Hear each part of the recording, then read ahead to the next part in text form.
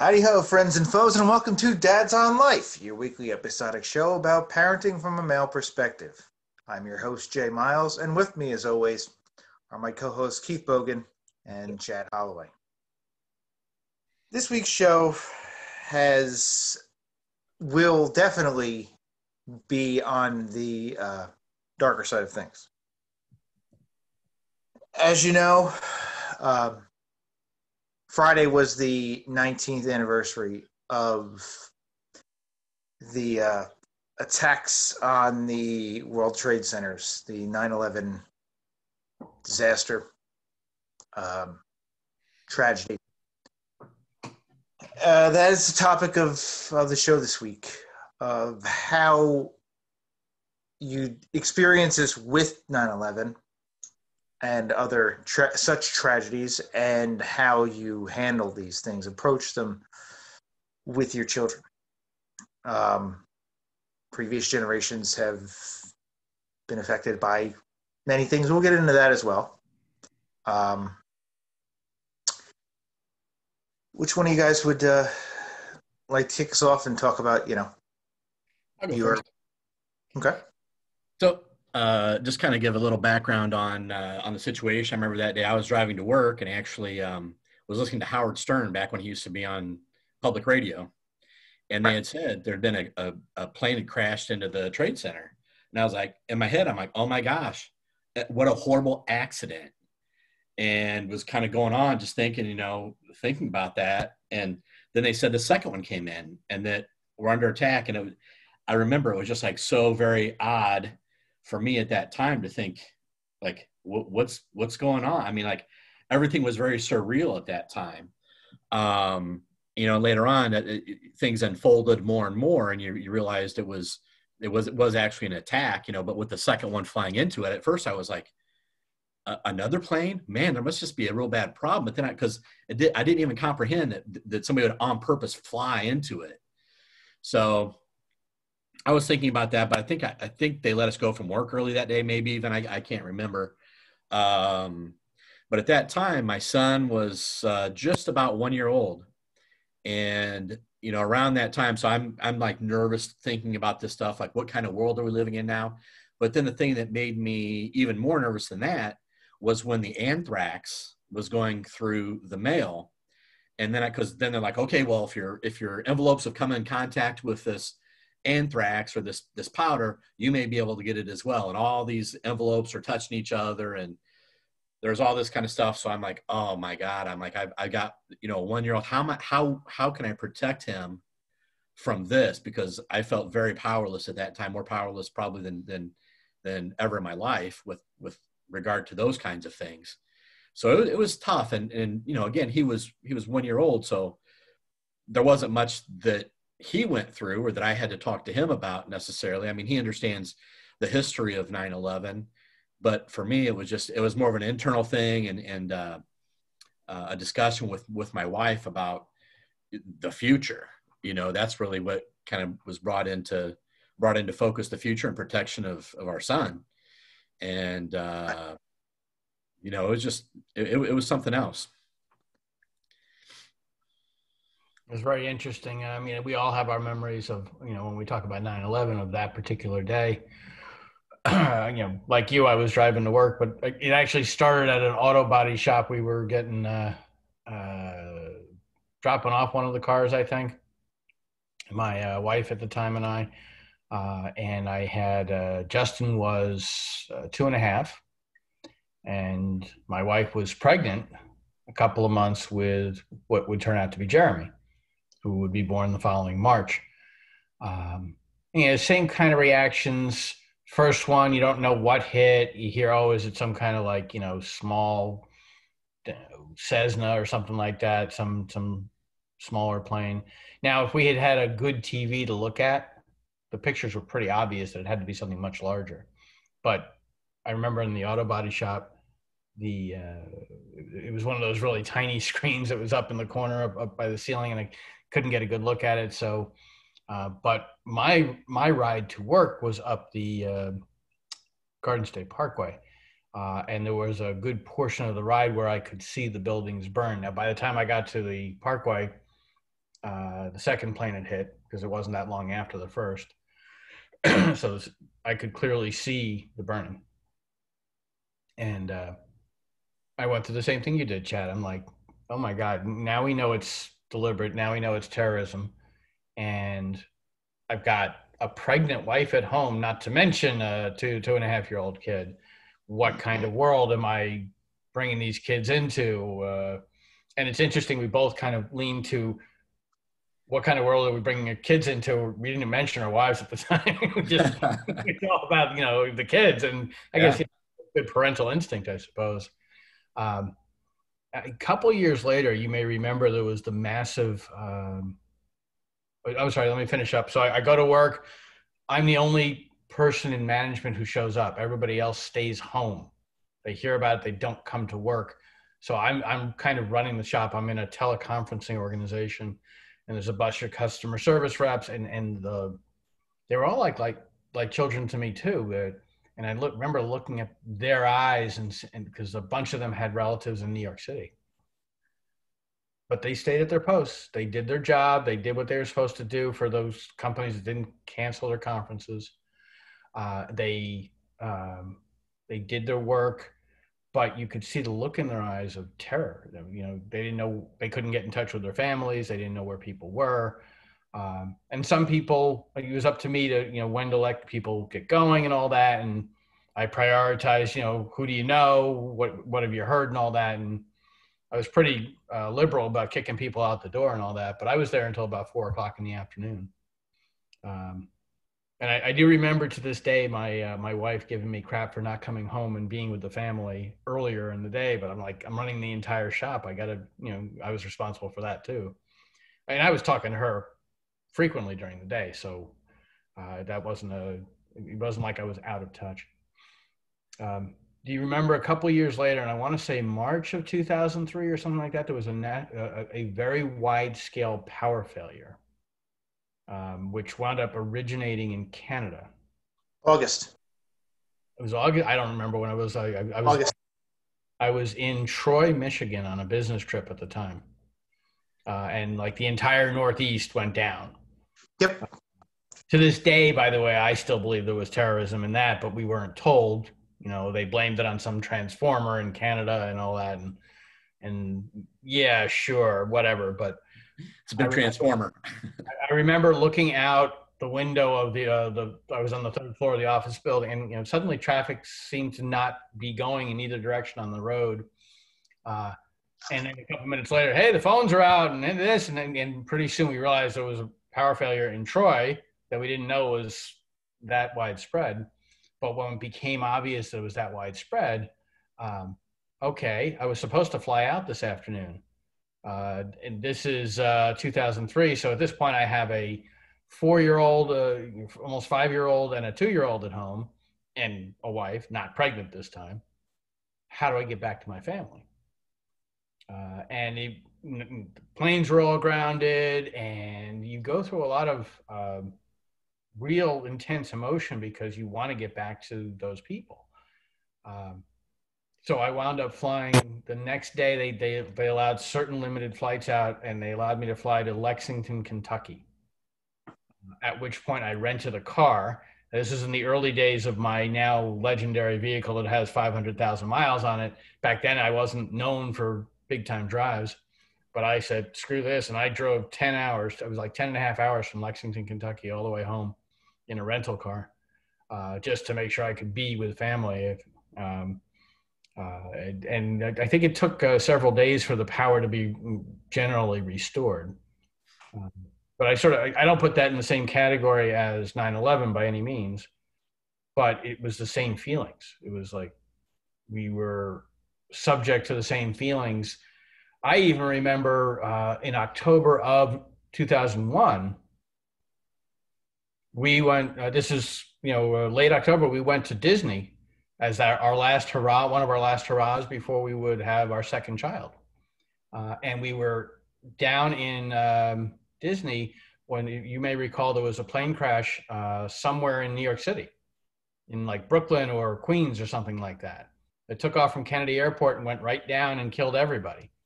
Jumbo jet. Yeah, Oh, geez, that was It was less than 2 months after 9/11, and they grounded all the planes, and we were stuck in Florida. Terrible. We were, in the Disney properties for 2 extra days. On the one hand, it's like, this is great. We have more time in Florida. But on the other hand, we're like, shit, is this happening all over again? Now I've got Justin with me, and Jeremy's in the belly and all that stuff.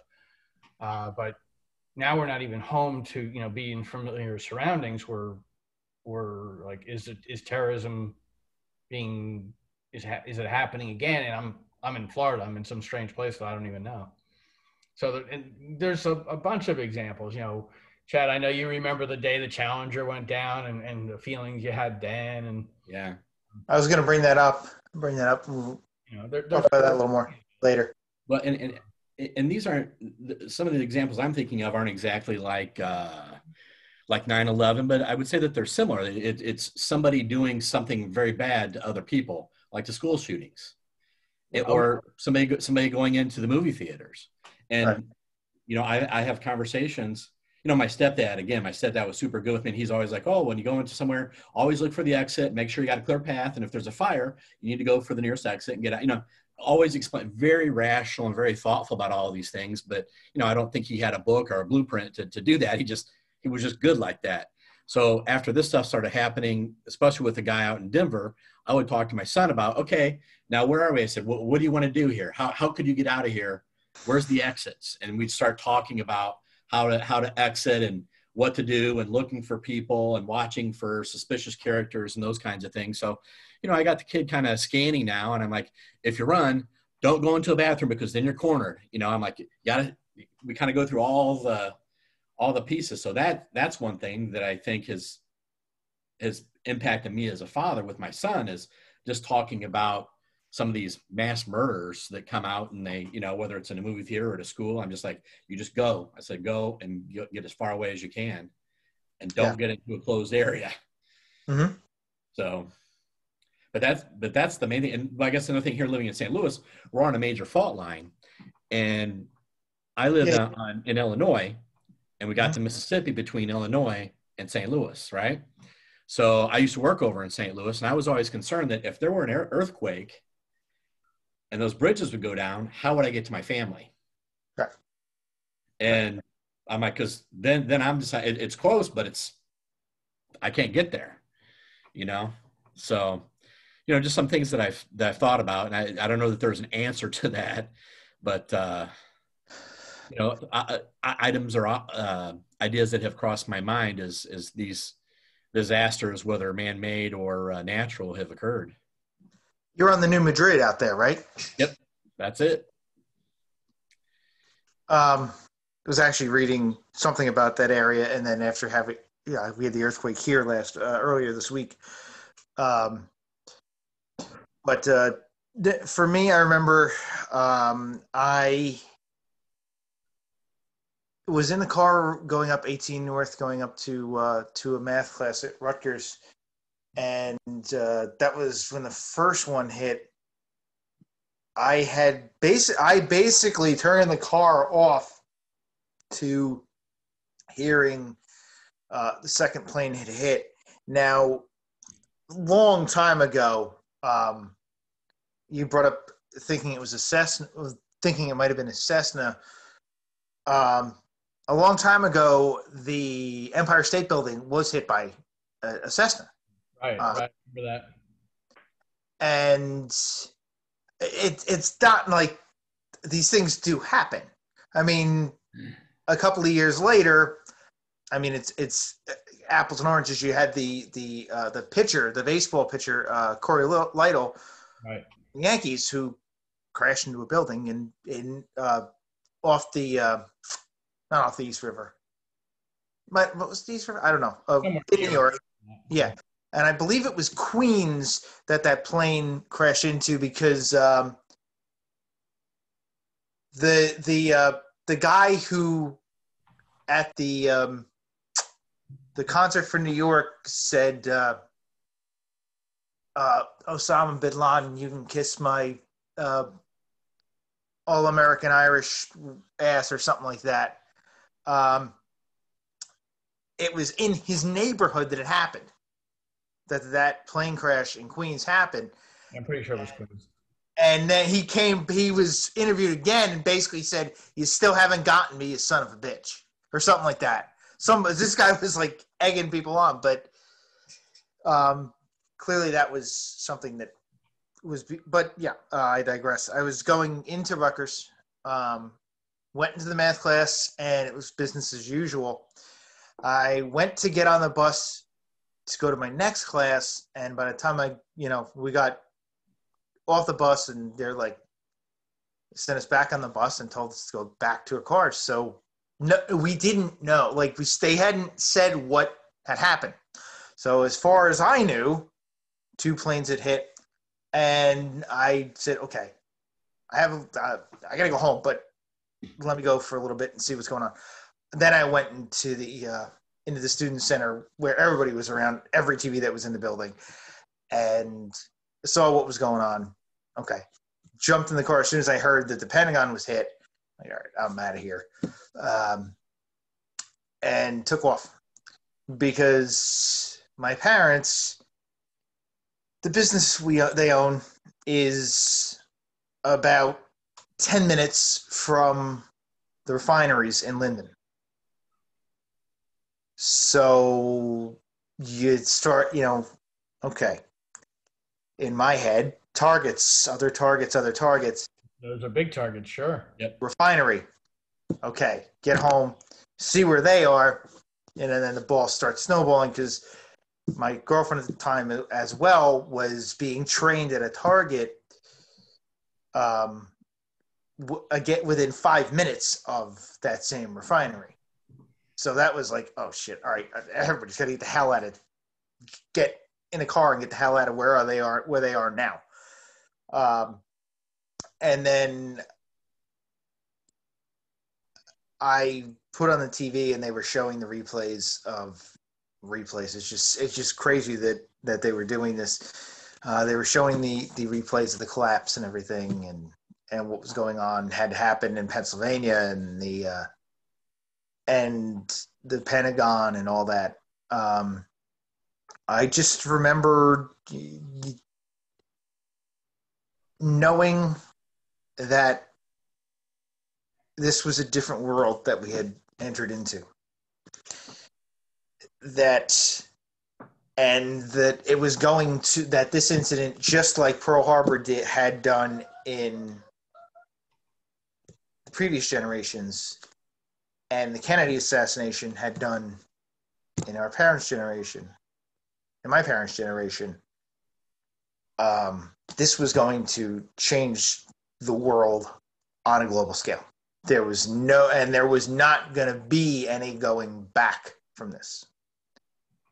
Now, one interesting thing that cropped up out of what happened on September 11th was the coming together of everyone in America. It didn't matter what color, what sexual orientation, anything. Nothing mattered. Everybody was American. It didn't matter. Religion, nothing. Everyone became American on September 11th. We became one nation. The Pledge of Allegiance came true more in that series of events than probably any time in American history. One nation under whatever deity you may believe in, but it was one nation. And the more I think about that, the more, in a tragic way, Martin Luther King was looking down going, well, they were forced, but now they finally know exactly what I was talking about and what I was trying to get them to do. Unfortunately, it took that to do it. And it didn't last very long. at all. Mm-hmm. Within what?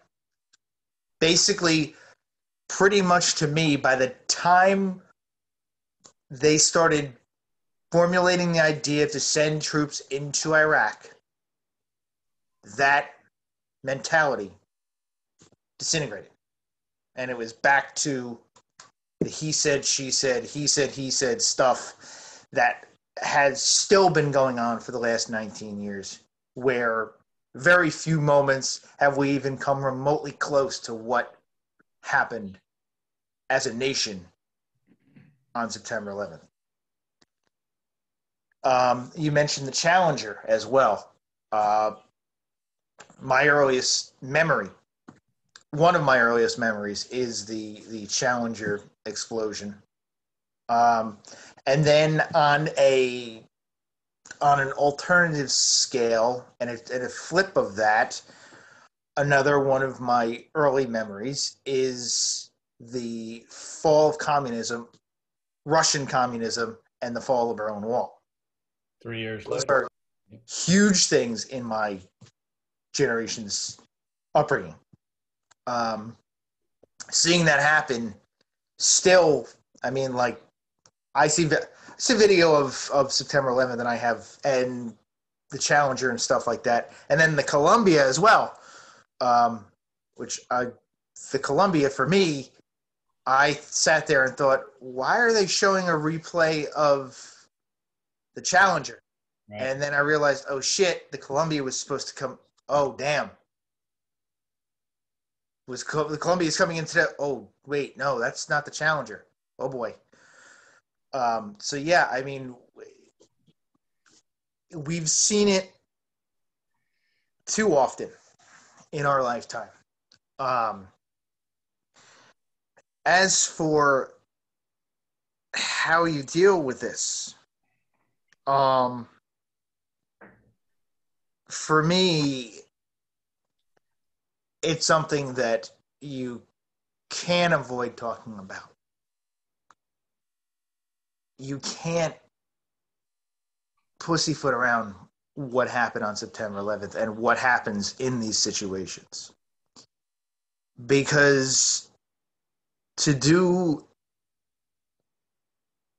children justice and to get them prepared for events like this, you have to face it down as hard as it may be and lay everything out on the table. You try to do it without scaring them, but it's not always possible to do it without scaring them. Because this is a very scary and cynical planet we live in, and a very cynical, hard, and tragic time we live in now at this point. Not just in this country, but everything that's gone on in this world in the beginning of this year. In the first 9 months now, almost 9 months of this year, we're on a scale that we've never seen before with a lot of what's going on. And it is around the world, because things that are going on in this country, some of them have been going on in other countries on this planet for a very long time, and to an extent are ignored. People just turn a blind eye to them. And it's time that we stop turning a blind eye to everything and start dealing with it and bringing our kids to bringing it to our kids' attention and bringing it to light, and let them see. Try to build a viewpoint that will help them progress and become better people than we have through what we've dealt with. It's very interesting that you say it that way, Jason, because this is definitely the difference. And I know Chad's thinking the same thing I am. It's the difference between having kids who are 6 and 9 and kids who are in college. Because you said it's important to bring the perspective to the kids and educate them. Our kids are so angry about what's going on with racial injustice and political turmoil and all that, that they're bringing it to us, not the other way around. Right. I had this very interesting interaction with my college senior this week. You guys may have seen me engage in this sports challenge on Facebook where you post a picture of an athlete every day that you admired while they were playing. And one of the people that I then turned around and challenged to do it was Justin. Actually, I wasn't the one who issued the challenge. It was one of his cousins, but and he didn't participate. And I offhand mentioned it to him in one of our conversations. Yeah, I was like, hey, I'm looking forward to seeing who you put up there. And he says, I'm not going to participate. Okay, why is that? I am not going to engage in social media unless it addresses the subject of racial injustice. And he's a big Twitter guy, and he does some Facebook and some other platforms, but he is in a mode right now where if it doesn't address that one topic, he doesn't want to have anything to do with it. It's funny you should mention that. There's a thing going around, and friends of mine have posted about it, that Facebook is paying people not to talk about politics and not to log on during this time. Well, paid me. I mean, I where's my money? Come on, I haven't gotten any of that stuff. I would not talk about it. They just need to pay me. Come on, what's the story? I mean, talk about internet bullshit. I mean, for sure. But the kids Justin is 21 years old, and he is raging angry, and I understand why. Mm-hmm. I think his whole generation is on fire in a figurative sense, not like the California sense, but this is not going away, and they're bringing the subject to us, and they're blaming us for it, as they rightfully should. Right. Yeah. I know that I did some good things as a parent, and we had conversations about this stuff when they were younger. Justin himself talks about how he wasn't really sentient in terms of paying attention to even sports, let alone serious topics, until somewhere around the age of 8 or 9, where he thinks the switch turned on, and that's when he started really absorbing things and remembering and studying stuff. So somewhere around 2007, 2008, when things started to sink in for him. And then Jeremy wasn't that far behind because he was modeling after his brother. And it's very interesting because that means that neither obviously would have been aware of 2001 or 2003 with the power failure and all the terrorist ramifications from that sort of thing. But they were, very attuned to Charlotte and Sandy Hook and Columbine, things like that. And they're all the school shootings and the racial injustice, not just the Breonna Taylors and Minneapolis and things like that, but they've been paying attention to this stuff a lot longer than we have. We're just so used to hearing about it, and then it fades away. We have been guilty of not addressing it, but it's never gone away for them. Right. For the last 5, 6, 7, 10 years, there's this brewing anger. What happened in Parkland? When Minneapolis happened, they were still raging about Parkland. That whole generation was on fire about Parkland. They had to let it go of it, and nor should they have. But our generation has been guilty of, we pay attention to it for a few days, few weeks at most, and then it goes away. Right? I'm really praying that they get it and they can teach us a hell of a lot more about how to handle these things and how to address these things than we ever taught them. And I'm not saying that anybody here is a bad dad, me or you or anybody. But our generation sucked at focusing on this stuff and solving it. So I don't know if we were role models for this at all.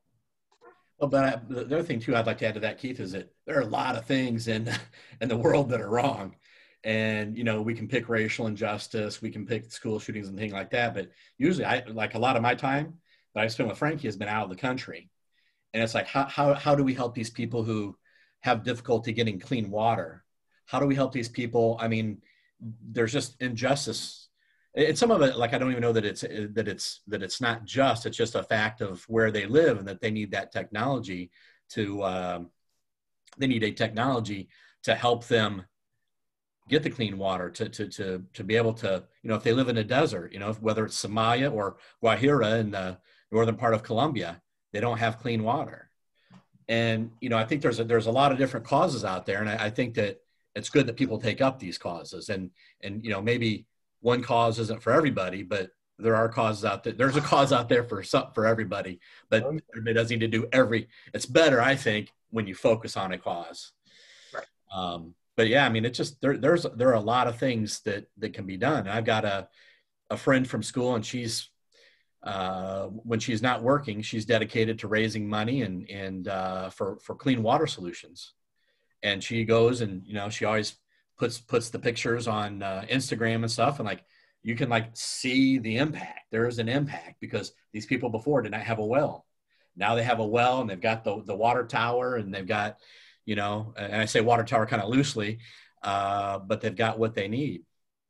And, so, I mean, there's a lot of things like that, and I know we're digressing a little bit, I think, but, teaching our kids to pay attention, whether it's a disaster or whether, again, it could be man-made or natural, is a good thing.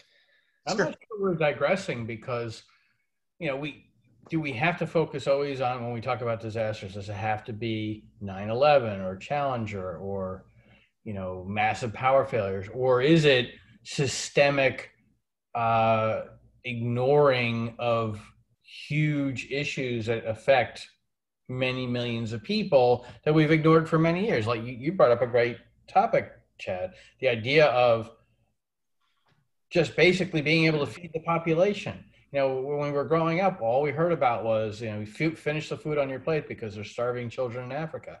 That's been a systemic China at my grandma's house. Okay, well, whatever it was, but somewhere else for centuries, and as Americans especially, we ignore it. We talk about it, and every now and then there's a fundraiser, but we don't really do anything to help the world issues. We don't help, get clean water to places. We're so focused on the fact that there's some kids in the country that don't have internet. We forget that most kids in the rest of the world don't have internet. Right. So, I mean, I don't think you're digressing at all, because they're not explosions right now. They've actually been festering for a long time, but they're just as serious, possibly more so. Yeah, that like I was saying, yeah. I mean, first world problems. There's people locally, on local groups that were. There's been great, not even debate. It's a lot of complaining about Optimum and issues with Optimum with wireless and stuff like that, and internet. And he said, I mean, there's people around the world that don't even have it. And yet, I mean, it's, like I said, first world problems. Because, I mean, Verizon isn't quite ready to... They don't have the capability to get Verizon in some areas here. So it's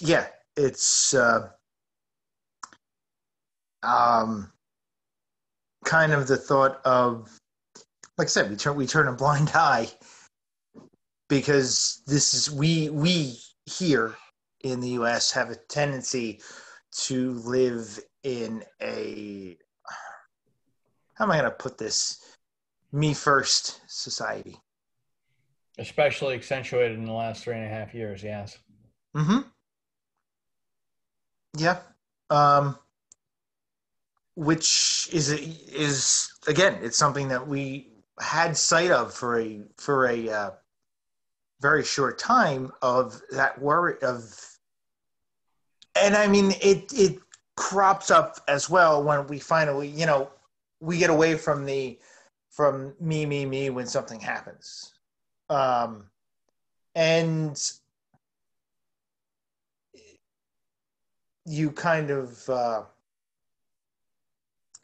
have a little more compassion for your fellow man. But then during a hurricane, during an earthquake, a tornado, a disaster of some sort, but it's quickly dries up, and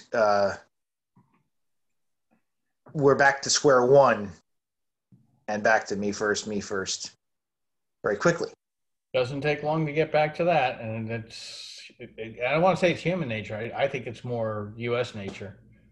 Yes. Really, I think that is not as much of an issue in the rest of the world. I'm sure there's I think the more resources you have, the more people tend toward that sort of thing.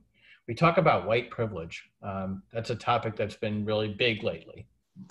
You could also assign a moniker called U.S. privilege. Yeah. The same thinking. It's the same thinking. We have access to more resources than just about most other places in the world.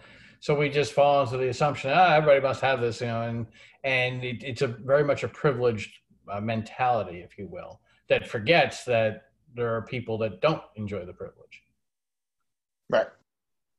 I think to your point too, Keith, I think that there's a lot of me first in other cultures as well, because I can say in Colombia, which I know pretty well now, that it's a big deal, even though for the most part, I think it's a overall poor from our level of standard of living. And so everybody is about like, what can you do for me? And I think I've told you guys, like, there is no such thing as lending money there. It's like, if somebody says, can you lend me money? You're giving them money because they're not going to pay it back. And they're not concerned about that. Right. And everybody's trying to get the advantage on everybody else there. And that's what I've seen. Now compare that to China, different political system. And in China, I remember talking to this lady I'm like, I haven't seen any cemeteries here. And she's like, oh, well, you won't, because we're cremated and it's compulsory. The government says we do it, and we will.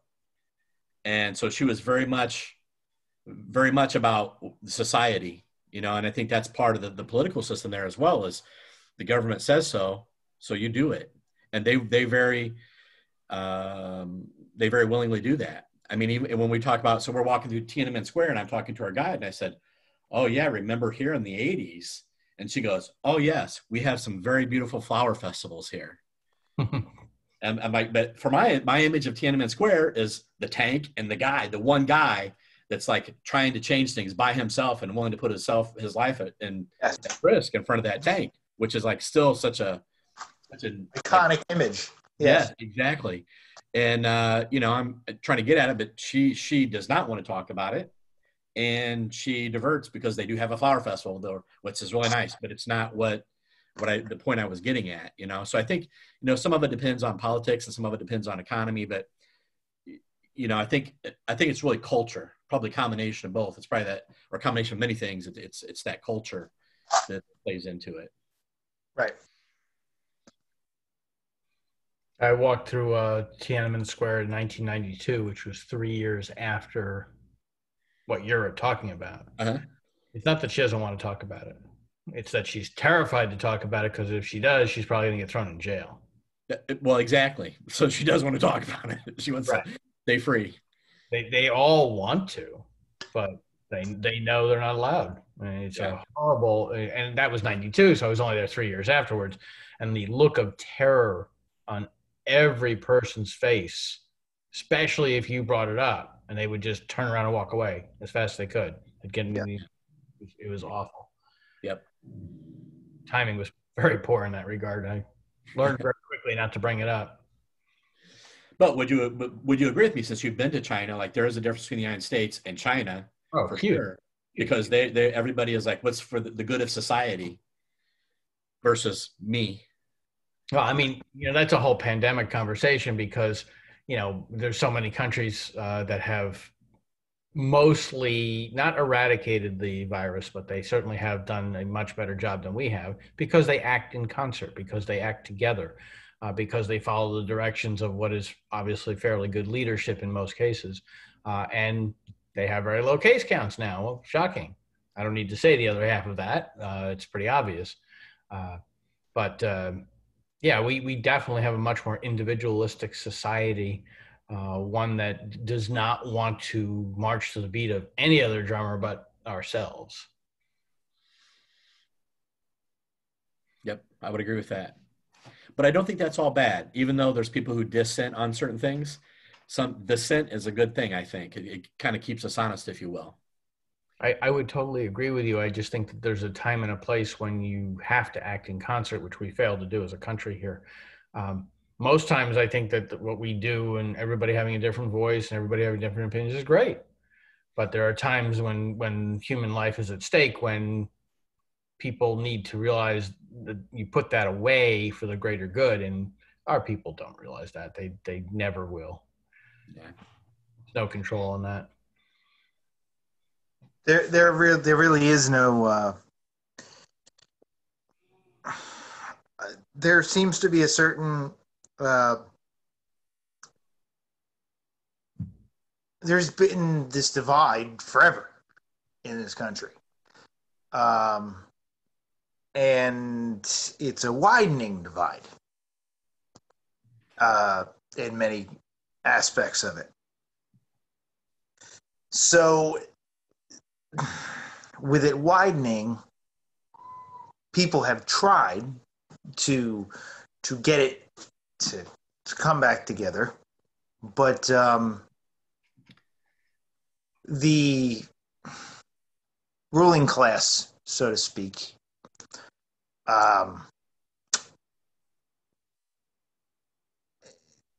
has a lot of this country and a lot of the people under their thumb to an extent.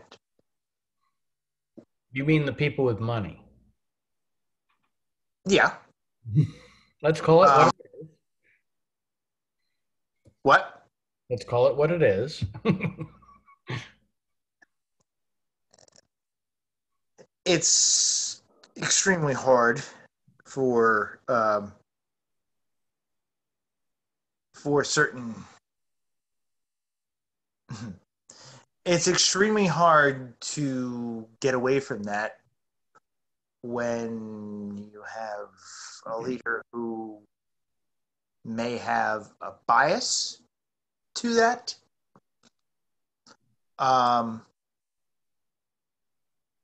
Basically, to an extent, he's protecting his own ass.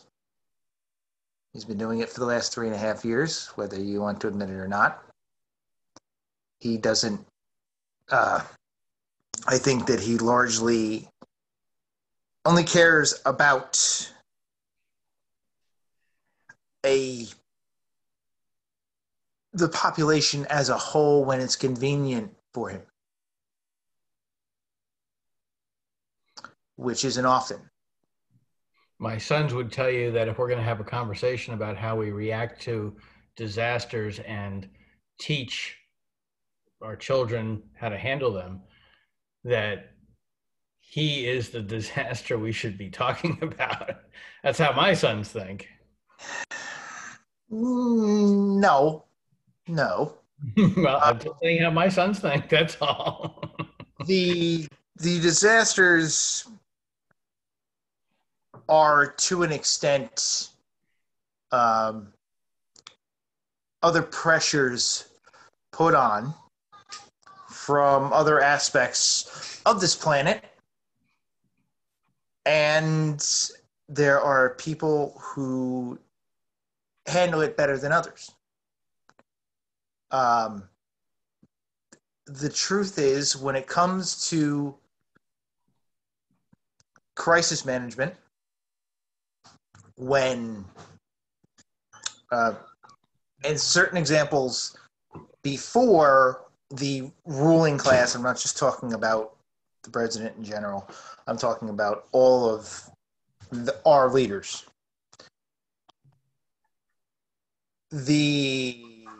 only in certain times in my lifetime and in yours and other lifetimes as well, has the ruling class been able to conquer, or at least make the system work to get through these disasters by working together, by whatever means it may have occurred. Like I said, I mean, the world changed. It happened with in the 80s with the fall of Russian communism and that mentality, and the end of the Cold War. But that was because the people that were in place, maybe not at certain times, the people in place knew what they were doing and knew how to handle what was going on. But one of the people who knew how to handle it and knew what was going on and knew things had to change was part of the problem, and that was Gorbachev and his people. Gorbachev clearly had a hell of a lot of issues on his hands. He did the best he could with what he had, made it work okay for him for a moment, and then completely fell into collapse for them. We went into a new world where, from knowing the enemy of that Cold War mentality, into the early 90s, where it was, we knew the enemy, but then the enemy we were fighting really wasn't the enemy the whole time, and there was a different enemy, and that enemy became the rise of terrorism that we saw that led to September 11th. It started in the early 90s, really late 80s, early 90s. As communism fell, and in regions in Afghanistan, which to an extent, Russia was a big reason. Afghanistan and Pakistan didn't quite have their shit together, and Russia kind of kept that area on the ropes, and it was helping us. But once Russia fell off, the control of that region fell off as well. You combine that with elements in Iraq and what was going on with America in the early 90s and mid-90s, and in Somalia, where we were looked upon as anybody in the world's enemy that wasn't our friend. That led to the rise of groups like Al-Qaeda and led to what happened on September 11th. Now, there are examples where the previous administration, talking about Clinton and his people, which at times someone who I have a great respect for, Colin Powell, called it nothing more than a college bullshit session when he talked to Clinton. But there were aspects of the plans that they put in place working. The first attack on the trade centers could have been a hell of a lot worse. Fortunately for the U.S. and fortunately for the people of New York, Al-Qaeda's attack wasn't very organized on what happened in the first attack on the trade centers.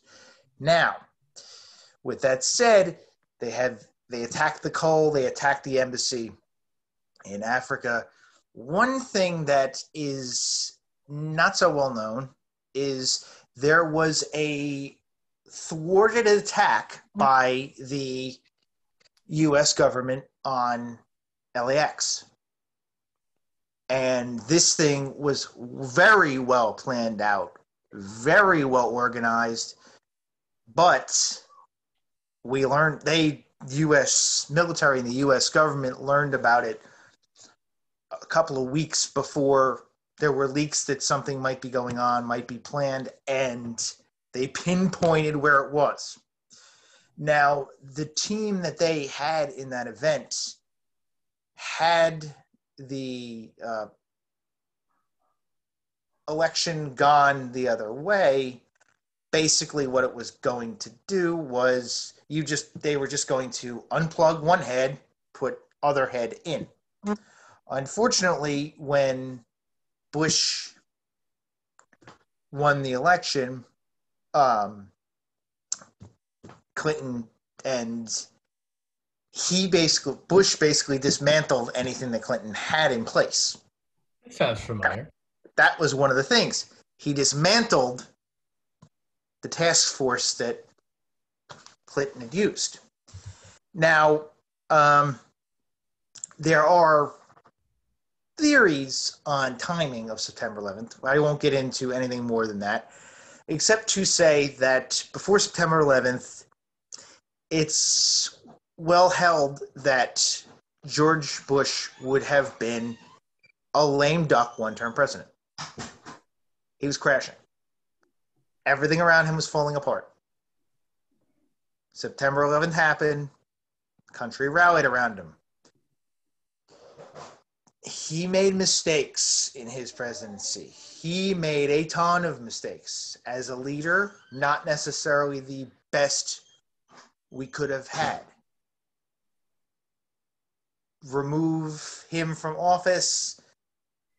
He changes his beliefs, sees the world from a different perspective, and has become a pretty well-held figure outside of politics.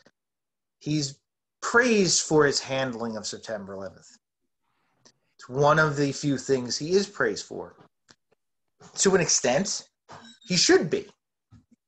I think for what happened, Bush handled it the best he could. It wasn't a total disaster. It has cost lives. Sure, we are still fighting, putting out fires, so to speak, in those areas.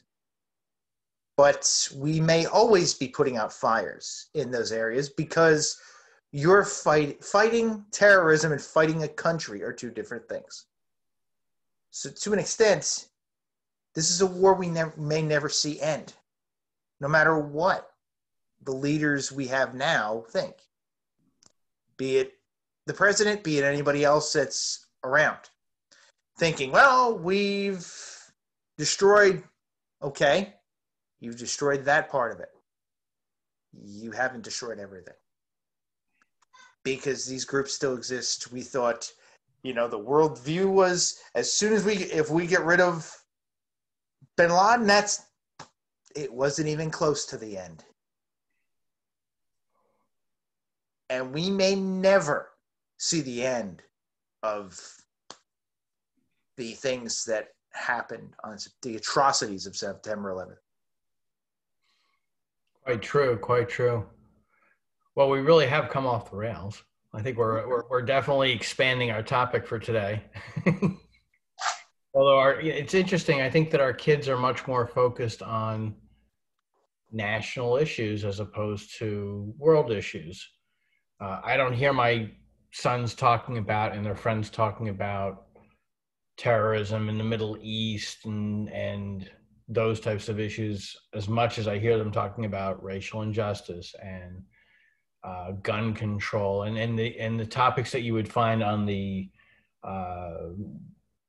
big party platforms in a presidential election, which is all typically almost all domestic issues. And I think that kids are focused. They will, because there's been some incidents over the weekend that have happened in Iran and in Saudi Arabia. The convictions of the killers of the journalist. Oh, that finally happened. I didn't hear about that. Yeah, it was not a very long conviction either. And there was a execution in Iran yesterday or Friday of somebody who pretty much was essentially protesting. So you're going to start hearing about world events when it comes to this, because now what has a grip on this nation is about to start taking off on a global scale. Well, I think that was the goal of our kids' generation, and I'll include your kids in there, Jason, even though they're not quite old enough to be part of it. But certainly Frankie and Justin and Jeremy and their group, their cohort, wants this to be a global thing. But maybe it's just the media that focuses so much on U.S. stuff. I recall, speaking of disasters, we all recall the tidal wave in 2004. The massive tsunami in Southeast Asia, Sri Lanka, yes. In a matter of seconds, killed 250,000 people. Yeah. Now this is, my kids are too young. Thailand. But how long was that in the news cycle? 3 days. I mean, seriously, it was gone pretty quickly. They reported on it. It was a terrible thing for a few days, and then it was gone. But if that happened here, we'd still be hearing about it 19 years later. I mean, we talk about losing, and I'm not minimizing it by any means. We talk about losing 3,000 people the day of 9/11. Sri Lanka and that region of the world lost 250,000 people in seconds. Mm-hmm. Nobody in this country could even tell you what the anniversary of that date is. Nobody. It's not observed. Nobody cares. It's not brought up in the news. Nothing. Absolutely nothing. 250,000 people. December 26th, 2004. I know it's 2004, and I'm impressed that you actually know the date, because I don't know if anybody else It's very close to that. It was right around Christmas of that year, and I believe the tsunami happened on the day Reggie White passed away. And what probably got more press in this country? No. That is absolutely not true. The Reggie White coverage went on for weeks. I remember that. No. You're forgetting something, is how huge the Red Cross response was, and the donations, all the freaking donation things. And they had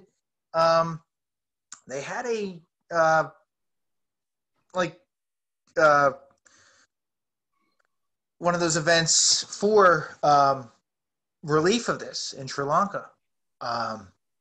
Like what they did for the concert for 9/11. They did have something like that a few weeks later, and I know there was still media covering the donations and things like that and the Red Cross efforts in Sri Lanka weeks later. Yes. Bottom line is, we are terrible about paying attention or having a attention span that lasts more than 3 seconds on most things that are of international news whatsoever. We just, if it happens outside of our borders, we may acknowledge it. We've gotten a little bit better over the years, but it just doesn't last very long.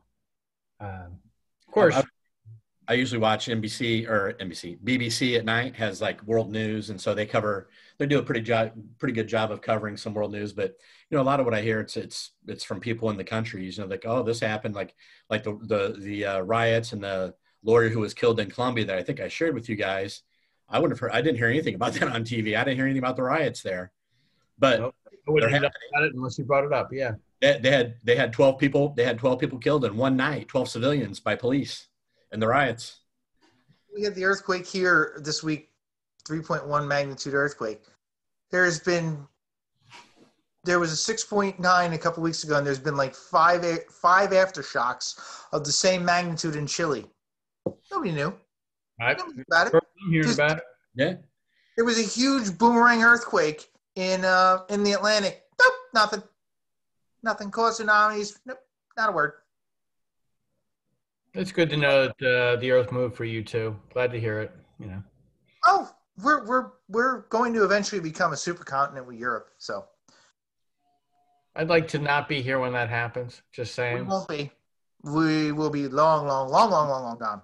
So it's going back to what it was. What did they call it before when everything was together? Gondwanaland? And then what they call it, the theory being that everything's separated out? Pangea was when everything was together. Gondwanaland was, I think, South America and Africa still together. Okay. You learn something new every day. Well, I'm glad that even though we're not necessarily still talking about the kids, you're giving me some good geography lessons. Thank you. I appreciate that. You want to wrap it up, Jason? I think that pretty much, I was just about to. I think that pretty much brings us to an interesting endpoint. Maybe not the endpoint we wanted to get to, but yeah, this is a time where the world needs to wake up and see things differently than we have. We were taught on what we were taught on September 11th is lessons that weigh heavy on us, but to an extent have been lost. We may never again see anything like the response in this country of the coming together of this country, unfortunately.